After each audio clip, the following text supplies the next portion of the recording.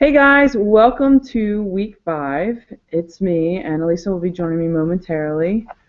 I just want to start with a recap on the visualization. I hope all of you got a chance to watch that video that I posted midweek. It's just a further extension of the ITC, the Immunity to Change challenge that we've been focusing on throughout the course. I'm still in the midst of it with the Harvard course that I was telling you about. I'm about 3 weeks ahead of what I've been giving you guys, so I've been enjoying it and really learning a lot. So I'm really happy to be sharing that with you guys. So in case you didn't get a chance to see the video, which is totally understandable because I know we've been giving you a lot, what I talked about was the concept of visualizing what it would be to actually have that end goal in sight. So the visualization that they ask you to start with would be of full success, so completion of goal. What does that look like? What does that feel like? What kind of activities or what are you doing? And any thought processes that are going on at that time. So full success is what we start with for the visualization, and then we scale it back to what would initial progress be? What would those first few steps look like? What would they feel like? What would the thinking process be? How would you be doing? What would you be doing in order to start yourself off onto that path? And then the third visualization would be the significant progress. So maybe 3/4 way through, what would that look like? What would that feel like? What things would you be doing in order to be getting there? So that is the gist of it.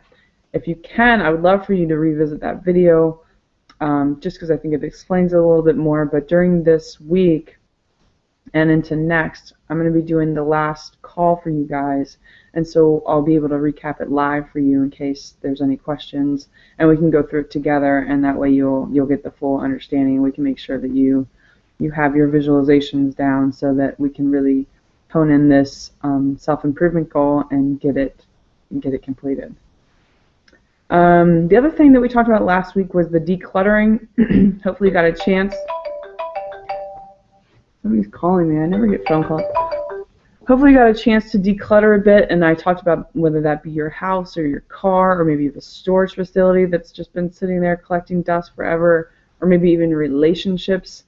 It is very important to include that in your cleanse because I keep reading this quote that I love. It's basically your outer world represents your inner world. So oftentimes we have things that are in piles in our house, even if it's organized piles, but just stuff that's gnawing at us at the back of our head that is constantly, making us feel like that we haven't accomplished everything that we've accomplished because we have that pile over there sitting.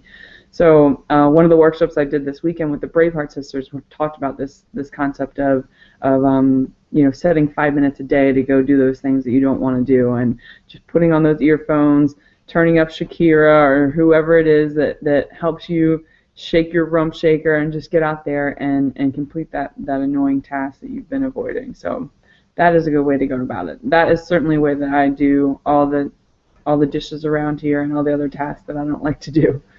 A little music helps. So the one thing that I really want to talk about this week is time.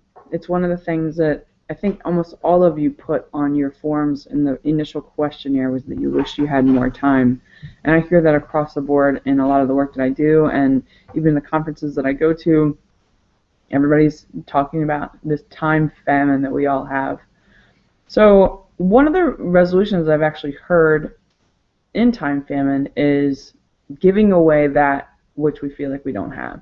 So there's opportunity to volunteer. Volunteer that time actually in some backwards formula makes you feel like you have more time. So I know many of you are already big volunteers at your schools. This could be a formal volunteering, or this could just be like, offering to drive your old neighbor to the store. The thing about it though is try not to go about it perhaps the same way that you might usually go about it. Try not to martyr yourself in by doing that volunteer. You don't need to go announce it to 5 or 6 different people. Oh, I got to volunteer again today. I think a lot of this whole practice that we've been talking about throughout the course is about the mindfulness that we're putting into activities, the energy that we're putting in activities. So I invite you to try to set up a volunteer, and it could be formal or informal. I'm going to do a trash pickup at our local park that I love, and I don't know when I'm going to be able to do it, so I'm not going to set it up through any special spring cleaning day or anything like that. I'm just going to go out there one day and start picking up trash. So I'm just going to get a big plastic bag and 2 rubber gloves and go out there, and then when the plastic bag is full, then I've done my job. And it's not for anybody else but for me, really, because when I'm running around the park, I get kind of depressed when I look at trash. So there you go. So it could be as informal as that. But really, I want you to go at it with bringing your whole self into it. Enjoy it even. So just the energy that you're putting into the activity, you're just bringing your good jujus and just putting out that vibe that that you're giving away your time, and not because you're really searching for anything to get back. It's just that I think, gratitude-wise, you'll start to see a little shift, and it helps you to see that there is more time in the day than we often give ourselves credit for. We've been talking a lot about mindfulness and awareness and positivity. We've been adding that to each week, and hopefully you guys are starting to see where that judgment is coming in. You're starting to recognize your ego a little bit more. I know the Deepak and Oprah series ended today. I believe it ended with the 22nd day, the bonus day.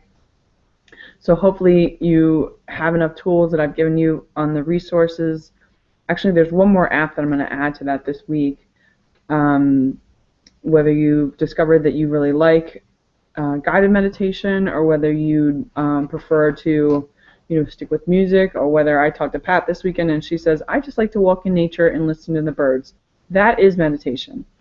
Just to clarify, it doesn't have to be sitting on a pillow, or it doesn't have to be with incense, and it doesn't have to be this big production. It could just be you without your cell phone, without your kids, without all the noise or the to-do list or the mental noise, the chattering. Just try to let those thoughts come up. Don't attach any emotion to them, and let them go. Whatever activity that you want to do in order to get there, whether that's sitting quietly and breathing and focusing on breath, or doing your body scans, that's one way, or whether that's out in nature, having a walk, whatever, that's another way. So there's no right or wrong way to do it. It's just you finding that peace within yourself and getting yourself centered and grounded every day, even if it's just for 5 minutes. The other thing that I would love to bring in this week is that we're going to do a challenge. So for fitness, we've been doing some things that are a little bit more in the body. Then we brought in the HIIT challenge. Then we were doing some, what do they call it, babe? Interval challenges. Why don't you come into the shot and say hi? And we're doing some interval challenges. Hey everybody. There she is. I am. So we've just been trying to mix it up. We've been getting you out to do a yoga class. If you haven't gotten a chance to do that, please just go out and sign up for one. They have those Groupons or those Amazon local deals where you can get like 5 classes for $20. It's totally worth it just to try it out. You're going to have to try different studios. There's going to be different teachers. Some of them are really annoying and some of them are really awesome. So just be open-minded and just go and try it out. Same for Pilates, or maybe there's a spin studio or a kickboxing studio you want to try. Just vary it up and try different things. I think that's really important. I do that in my life, and I know Elisa does, and it's just nice. So for this week, we're going to do a push-up challenge. I'm going to ask that we all do 50 push-ups a day. And it's not that you have to do them all at once. In fact, it's better if you don't. I would love to see you do 5 sets of 10 or 10 sets of 5. It's just so you're breaking it up, and we're really focusing on form. I'm going to put out a little 3-minute video either this afternoon or tomorrow just to show you proper push-up form. And this is totally, there's going to be 4 or 5 different levels that you can choose from. I'm back to being on my knees in push-up because I was seeing that my form was getting worse and worse. Elisa happens to be really strong up top, so her form's pretty good for her push-ups. So maybe she'll show off a few push-ups for you. Baby, you're like halfway in the. They like to see your smiling face. So we're gonna do 50 push-ups a day, and it's however you want to do them. If that seems too easy for you and you want to add on and do 75, then you be badass and do that. We don't want to minimize anybody's potential. But I know for me that if I'm doing 50 push-ups for the next 7 days or 6 days, then then I'm going to be better off. So, and I'm going to be really working on form. Also, core, when you're doing your push-ups, it's basically a plank. So you're going to be getting abs in there as well. And this is on top of whatever other exercise that you're doing. But I just thought it'd be fun to have a little push-up challenge to add to the mix. And that's pretty much my bit. I don't really have a whole lot to talk about today. All right. Although that's a lot to volunteer and to keep up with your positivity and your meditation, and then we're going to add the push-up challenge. But yeah, let's talk food. Well, I just want to recap. I know last week we talked a little bit about kind of doing a fast, like a 10 or 12-hour fast, and even like a 9-hour fast is really great too. You know, we stay up late, we watch TV, and we just kind of munch on food and snack and all these things, and it's really just kind of hampering our digestive system. It's really important that we give it a break. So hopefully some of you tried that. Even if it was 1 or 2 nights this past week, that's a really good place to start and see how hard it is for you to actually not be eating in the evening time, late evening time. I think that's a challenge for all of us. But I know at the camp this weekend, a few of the ladies kept saying that, well, they eat because it keeps them awake because they want to keep watching TV. And I guess my response is go to bed. You know, probably TV can be recorded, and you can probably skip a TV show for 1 week of your life to see Yeah. to see what you can do for your health. And this is hard. Like, it's about habit. So, you know, we have to just kind of find our balance with it. And if for you, you know, realistically that you're not going to be doing a 12-hour fast every day of your life, but maybe by 10 o'clock you can stop eating, then that's a place to start. But I think it is good. And when our schedules are good and we aren't doing too many crazy travel events or sweet retreats or anything, we can generally stop eating by a certain time in the evening and just have a couple sips of water if we need and call it a day. And since we've been getting up so early the past couple months with just fitness and boot camps, that we generally want to go to sleep anyway. As soon as it's like 9:30, 10, we're deliriously tired. So, all right, so that's that. But I want you to keep that up. I don't think, again, we build and build and build on these challenges. We're giving you more tools and more resources to see what can fit in your life and what we know has been proven to be helpful. So we wanted to talk about glutathione, which is a fun component. Well, it's actually a nutrient, and it's going to help detoxify your liver health, and it's a powerful antioxidant as well. And we actually get glutathione in many ways. It's very popular in the supplement world, but it's not digestible in supplement form. It's a waste of your money. Don't go buy glutathione in a supplement form. You want to exercise, which increases glutathione in the body, which again is a powerful antioxidant and really helps against free radical and aging and premature aging and graying and all the things that we get with, you know, a body basically kind of slowly getting old and dying. I know, it's depressing. I didn't mean it like that. Right? I didn't mean it like that. But, you know, basically free radical damage is increasing aging and it's exacerbating things. So we see a lot of, like, younger 20s. I've even seen some kids with gray hair. And that's basically a sign of mineral deficiency, free radical damage, oxidation on the brain, and that's aging. That's increasing your aging. It's killing brain cells. It's increasing aging. So sorry for being so blunt, but that's why antioxidants are important. That's why it's important to eat food with life, and that hasn't always been cooked. Maybe have a good mix of raw vegetables and fruits a day, and then some cooked, depending on your digestive system, what works for you. But anyway, glutathione is a powerhouse. So we get it from exercise, and unmanaged chronic stress also depletes glutathione.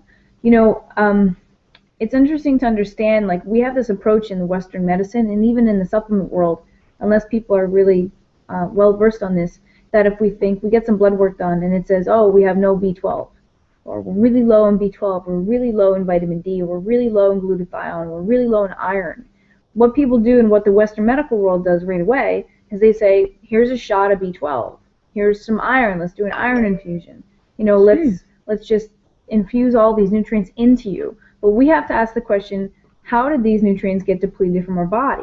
What actions, what lifestyle habits, and what foods deplete iron, deplete B12, deplete calcium, deplete glutathione from our body? So we know that exercise increases glutathione production. We also know that unmanaged and unchecked stress, which could be nutritional, emotional, environmental, work-related, stress is going to rip glutathione from your body, deplete glutathione from your body. So, those are things to keep in mind. We get glutathione from a number of foods, thank goodness. Grass-fed meat comes to mind, but also things like garlic and onions and asparagus and avocados and Brussels sprouts, parsley, watercress, cauliflower, cabbage, kale, even spices like cinnamon and turmeric and cardamom. Those are going to be great powerhouses for glutathione. And those are all foods like we pretty much eat. That's actually like my shopping cart right there. Like, I always buy garlic, I always buy onions, just bought asparagus today. Avocados are like a staple in our house. Cabbage, cauliflower, kale, parsley, watercress, sometimes if I can find it. We don't get watercress that much. I said if I can find it, yeah. So, Kathy will be really happy to hear about the cinnamon.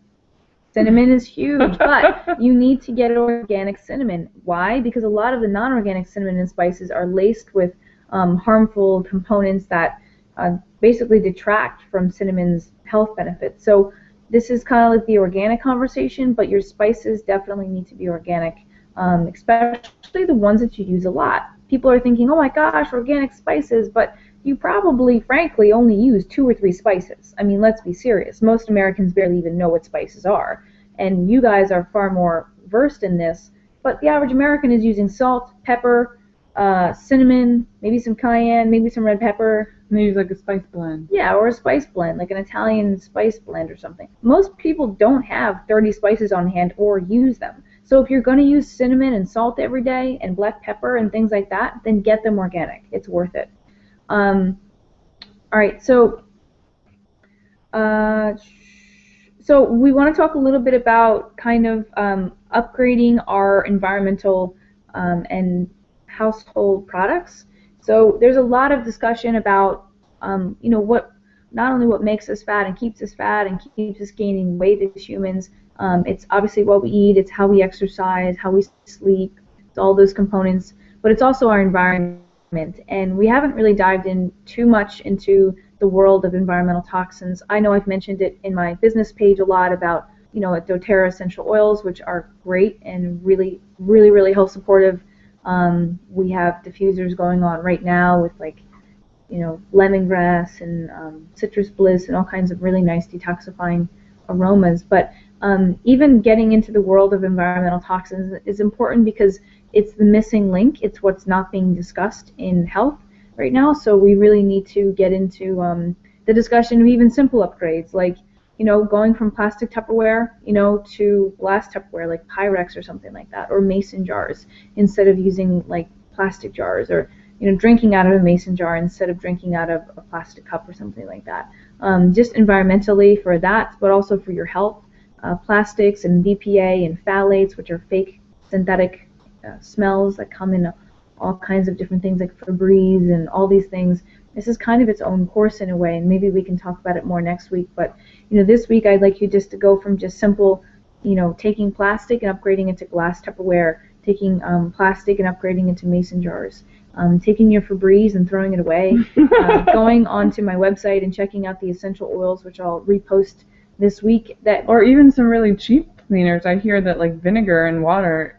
Yeah, vinegar and water, and if you want it to smell nice, I put like drops of lemon and lavender and peppermint and On Guard and all kinds of different oil blends that I use from doTERRA. And baking soda, baking soda, yeah, those are your cleaning tools right there. You don't ever have to buy another $9.99 7th generation bottle of something. So we kind of have saved a lot of money, and we've completely detoxed our environment, or at least we'd like to think so. So we have the exterminator that comes around like once a month, and he knocks on our door. We're like, no, thank you. We don't want you to spray whatever it is that you're spraying. We'll deal with what's his name? Samson, when he comes around. Yeah. He hasn't been here in a while. We used to have a pet mouse. No, well, he wasn't a pet. I mean, he was a pet. He was like a roommate. But the point is, he would come out and say hi, and then he would run away. And I mean, it wasn't the worst thing in the world. I wasn't creeped out by it. It was fine. I mean, not enough to have them come spray. No, don't care. Samson's fine. But there are essential oils that are repellents, natural repellents. They have a couple blends called Purify and Terra Shield, which are natural repellents for bugs and things like crawl and do all kinds of things. And Google. I mean, good Lord, we can Google. There's natural repellents are everywhere. Natural repellents for everything. So wait, yeah. I'm just going to jump in real quick, just to go on what you said. Mhm. I mean, the whole point of a cleanse, obviously, is to get rid of some of the toxins that we have in our system, but then we want to also be able to lay the groundwork so that we are keeping ourselves clean. So this is just lightening the toxic load is really what we call this, and we can do this with just certain things that we're eating, you know, to upgrade to bring in more of that glutathione creation, and then lightening our toxic load with all the stuff in our house as well. You know, you think of like the spokes on a wheel, right? And every spoke does something different for the wheel, for it to turn. And when we think about managing chronic health or managing disease or preventing disease, we have to address all the spokes on the wheel. And it used to be 20, 30 years ago, and even still now, with some people who aren't quite aware of other healing modalities or preventative care, that it was just take the medication, that's the spoke on the wheel, that's what's going to keep me going. And it might keep you going, but it's going to strip your body of nutrients, cause serious side effects, and it's going to cover up the main problem of what you're dealing with.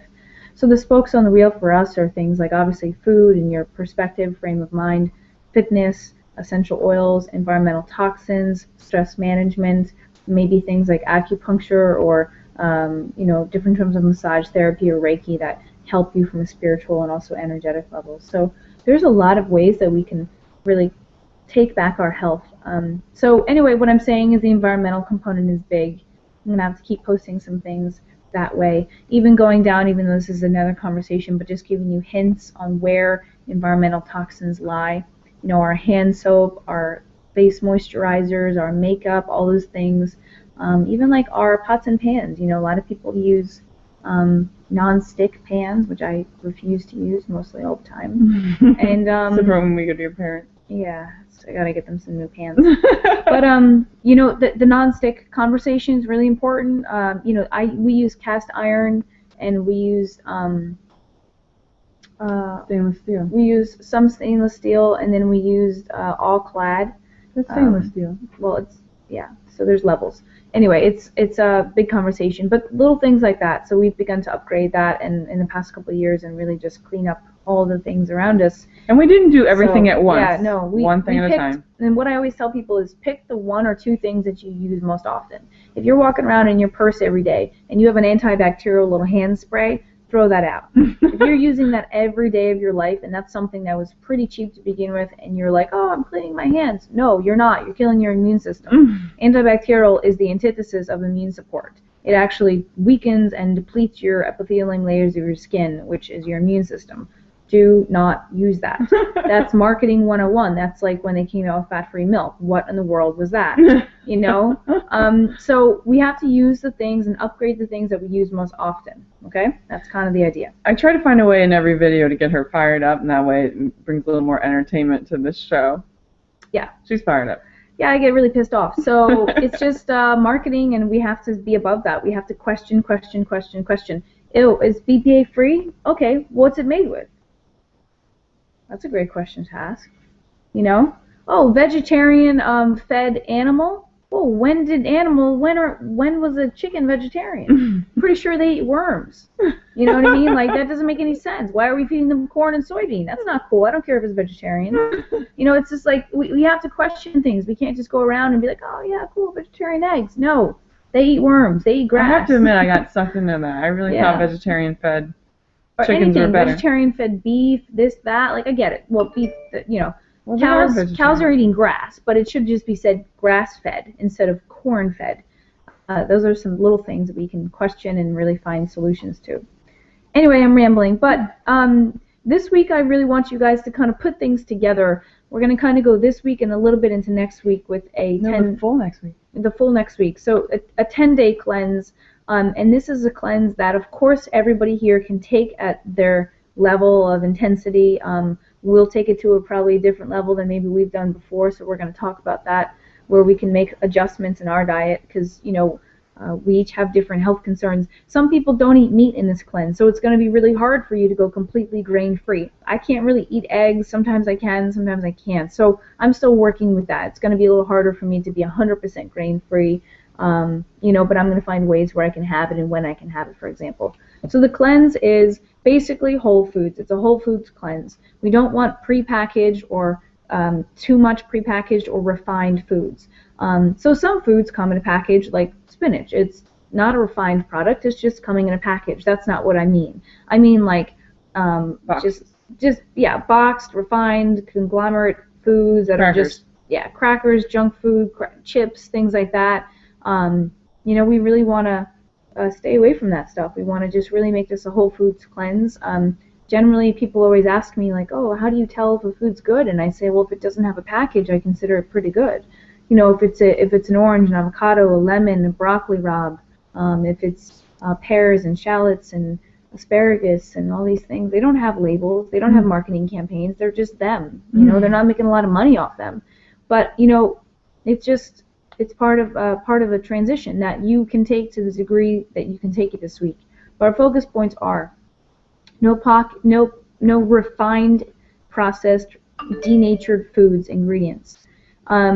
No grains, if you can do that. So that means grains like pasta, brown rice pasta, quinoa, brown rice, all those things, oatmeal, that's what we call grains. To me, grain consumption, it's not necessarily about avoiding gluten or being totally crazy like that. It's more about blood sugar management. Most people, when they sit down to have a bowl of oatmeal, they're having like a cup and a half. That's a whole lot of grains. And it's easy to eat a cup and a half of rice. It's not hard because a cup is really not that big. And then you're having it with vegetables and fish and chicken or whatever you have. So it's easy to eat a lot of rice. My goal for you is to not eat rice this week. Definitely no rice. You don't need it. If you're going to have a grain and you're like, hey, it's not rational for me to go grain-free for 10 days, which for some people it may not be, things like quinoa and buckwheat are going to be your best friends in terms of that. I still think pseudo they're pseudo grains. They're technically seeds, but they still do raise blood sugar levels. So we have to be mindful of when and how we have them. But for me, oatmeal. If you're someone who's like, oh, I have oatmeal every day, forget about it. Kick it from your diet for 10 days of your life.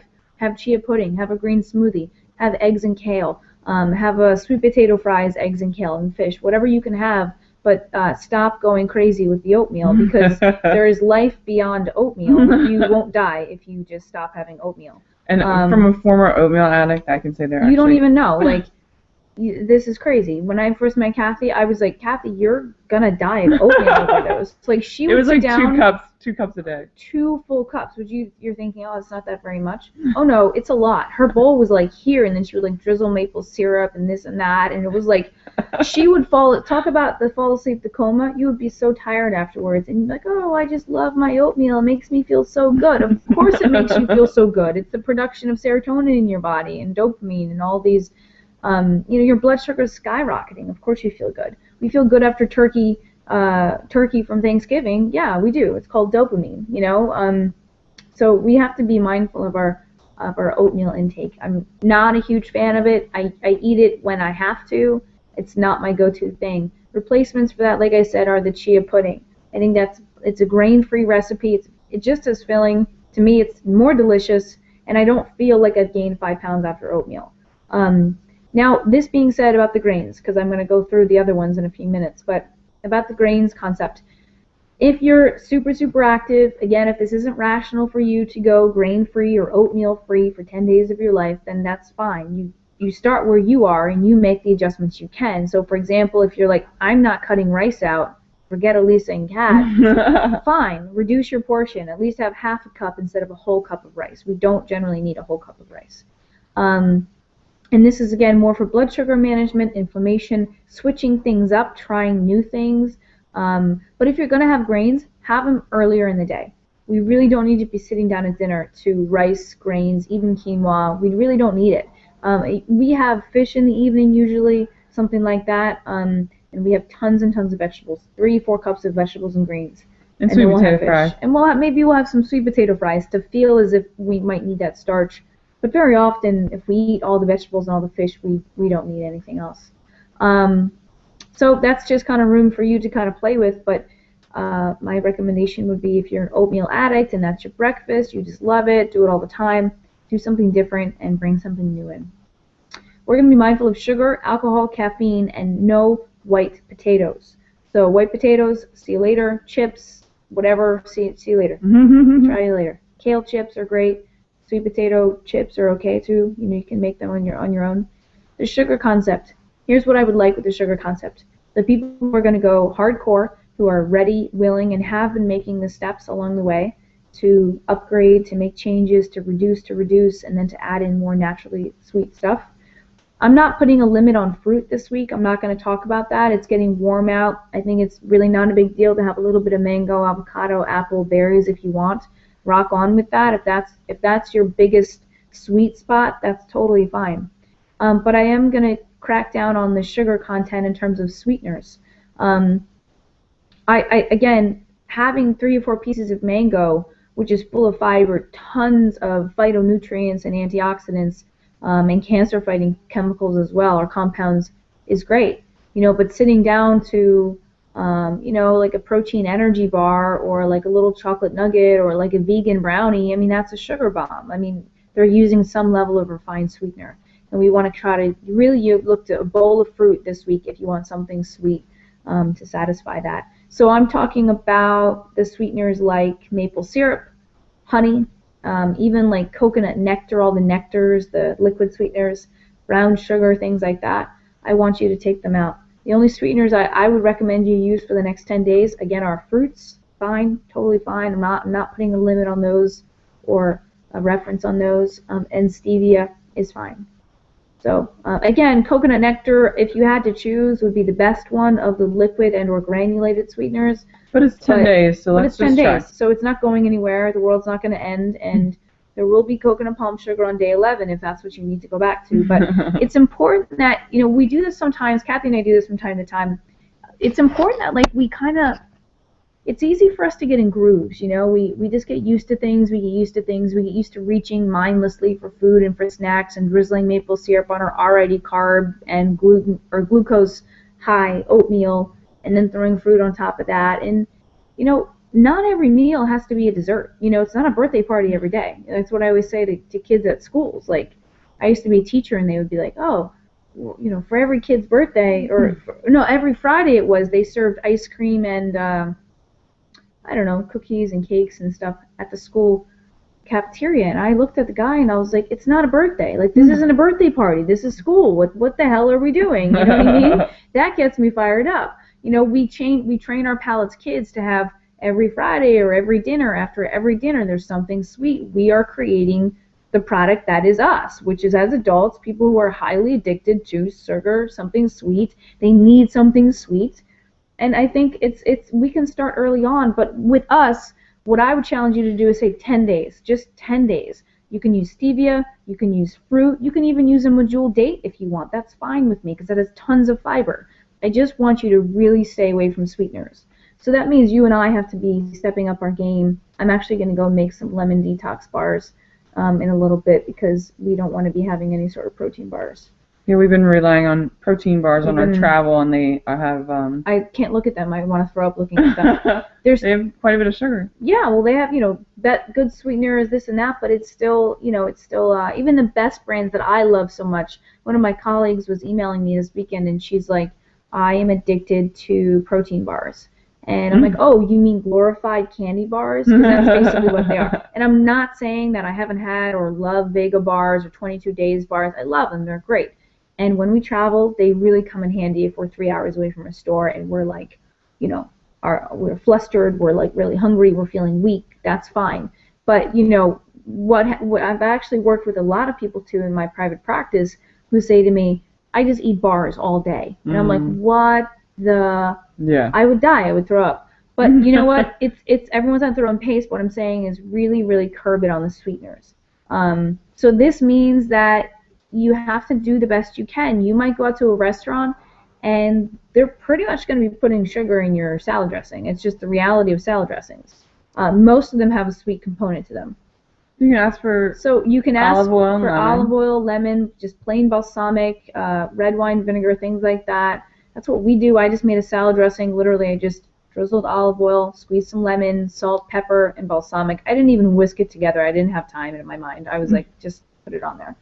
So we want to kind of give yourself a break in the sense that if you go to Whole Foods or you can't find a salad dressing or something, or if you accidentally have some white sugar because like it is you have to be super diligent to be avoiding it, it's okay, just move on. Just next meal, no problem, no big deal. If it accidentally sneaks in because a chef decides to put, I don't know, sugar in your marinara or your, sauce, which happens all the time, then that's okay. You run with it. But this is also a great 10 days to be eating at home. Yeah, you save money. You save a lot of money. And, you can kind of begin to apply some of the concepts of food and recipes that we've been talking about. Jeez, I'm popular. Volume? Go. Maybe on that? Thanks. I tried. Alcohol, we want to be mindful of alcohol. We want to say, and this is where people, depending on where you are in this journey, if your alcohol intake is like high and you're drinking 3-4 glasses a week, or 5 or 6 or 7, whatever. You said high 3 or 4 a week. That's high. You meant 3 or 4 a day. That's high. If people are drinking 4 or 5 drinks a week, I think that's a lot. Babe, it's a lot. That's moderate. Well, then you have a way more cool social life than I do, because I never have an opportunity to drink 3 and 4 drinks a week. Maybe once every 2 weeks we'll be presented with a, do you want a beer? And I'm like, no. But my point is, whatever. You have a beer every once in a while. Yeah, 2, 3, 4, 5, 6, 7, 8 weeks, depending on what situation we're at, where we're at in the world. The point is, guys, with alcohol, we want you to realize that it's metabolized as pure glucose, as pure sugar. Pre-diabetic, you want to be saying, hey, you know what? I'm not ready. I'm not willing to just throw away everything that I'm working on for the past month and a half or 2 months or however many years for some wine or for some alcohol. So I would encourage you to think about that. If people start getting on your case and saying weird things like, you're no fun, blah, blah, blah, just go all Byron Katie on them, and just be like, hey, why does my alcohol intake have anything to do with your fun? It seems kind of odd, don't you? You have fun without me? I'm dependent upon me for drinking? Like, just go, either say something like that or just shrug your shoulders and walk away. But alcohol intake, just be mindful of it. Ideally, you can go 10 days without alcohol. That'd be ideal. That'd be great. And so we roll like that. And caffeine as well. Definitely caffeine early. Really don't want it in the evening. Frankly, we don't want to be living off caffeine in any way. We can get so live, fresh, even things like just, raw leafy greens and vegetables. Like a green smoothie gives me energy. It makes me feel alive and alert, and that's kind of what we want to work towards more. A coffee person, and just scaling back to like green tea for this 10 days, if that's more, then try that. But if you can, ideally, the way this cleanse is written, they talk about, you can't just give a little bit to a crackhead. So yeah, you can't. A little bit of, I talked to a client the other day, and she's like, gluten-free diet. I'm like, oh, great. And then she's like, but I just had pizza. But that's not a gluten-free diet. Like, if it's traditional pizza. She's like, yeah, it was a regular slice from the corner store. And I'm like, a little bit of gluten is a gluten diet. Whether 10%, 5%, whatever, it's still gluten in your system. It's still doing the same thing that it would be otherwise. Onslaught is slightly less, but it's still there. And then with sugar, too. Like, you get one bite of dark chocolate. Forget you want to eat the entire. Just part of our instincts in that way. Yeah. So caffeine. I already yawned. You're yawning and you're talking about caffeine. I know caffeine. I don't have caffeine. I take cat naps if I need, but I don't have caffeine. Our body produces all the energy that we need to thrive in a day. If our adrenals are stored and if energy that we naturally can create first thing in the morning, then we don't need to have coffee first thing. Can it be enjoyable? Is it emotional? Is it behavioral? Is it social? Yeah, of course it's all those things. Need coffee to live? No, and if we're relying on it to live our life in terms of energy, then we really want to take a step back and say, if my hormones aren't able to work for me and produce what I need, then you can bet there's some damage growing and that is going to get eventually worse at some point. Mm-hmm. And then just no white potatoes, you know, our starches in that way. I don't really like starches and carbs as words or phrases because I think they're misunderstood. Vegetables are carbohydrates. Nuts and seeds and berries are carbohydrates by definition. We're eating a lot of 8, 9, 10 cups a day if you can, which is very possible, but we're not eating things like white potatoes and stuff like that. Potato, that's totally fine, but white potatoes are blood sugar bombs. So. Great. Yeah. And so, as you notice, there's 14 days left in the program. You are welcome to wait until Wednesday or Thursday to start the cleanse. Mm-hmm. So, prepare or figure out mentally how you want to approach this, or whether you want to just take a couple of things and you want to just do these. You also, in this time, will be able to ask either Elise or I questions about it for your body type or for your, what's the best word to describe that, for everybody's individual. Yeah, bioindividuality. I mean, you guys all are at different places, so it's not going to be fair to do the same thing. It's possible you all could do this for sure, but it's a matter of making it stick. I'd rather have someone go 10 days, 80, 90% of these focus points than spend 1 or 2 days going 100% and then just say F it the rest of the day. I'd rather you know, have 1 glass of alcohol versus 3 in a night. I'd rather you have half a cup of quinoa rather than just be eating grains all day every day. You have to find your balance with it, and that's when I work with people. It's a very gradual sort of unveiling of the roadmap, because to do all these things, day one, most people would never work with me, or they would cry and they would say I'm unreasonable. So it's a matter of slowly unfolding them, which I think that we have done. I mean, if you look back to the first week, we talked about just adding in, just bring in the greens, bring in the vegetables, bring in the natural fruits. And we've done that all the way up until now. We've talked about reduction of dairy and alternatives. We've talked about picking the gluten concept because there's no scientific evidence to support the consumption of gluten. You know, so we want to kind of go there and say we've done a lot of the hard work. A lot of you have made tremendous upgrades. And now what we want to do as a group is say, let's put our heads together, put our energy together for 10 days and see what we can do for our mind, for our body. Since this is spring and you have invested in this course with your time and your money and your energy, let's see what we can do for spring, you know? Yeah. And yeah, let's break habits. So it would start on Thursday formally, unless you want to just try it out for a few days beforehand. You're totally welcome to do that. This type of cleanse could last up to 21 days or even 40 days. Or it's a lifestyle. For a lot of people, it's a lifestyle. Not 100% maybe, but it's a lifestyle, you know? Yeah, yeah. I mean, Kat and I are not 100% on the no grain, no alcohol, caffeine, because we're not 100% on any of this. No, I'm saying, yeah, we're not. So, but we're pretty darn close. I mean, compared to where we were 3 years ago, 2 years ago, 1 year ago, it's constant fine tuning. It's a constant just refinement of where you are and tweaking where you are, not in a narrow or like, you know, intense way, but just in an awareness way.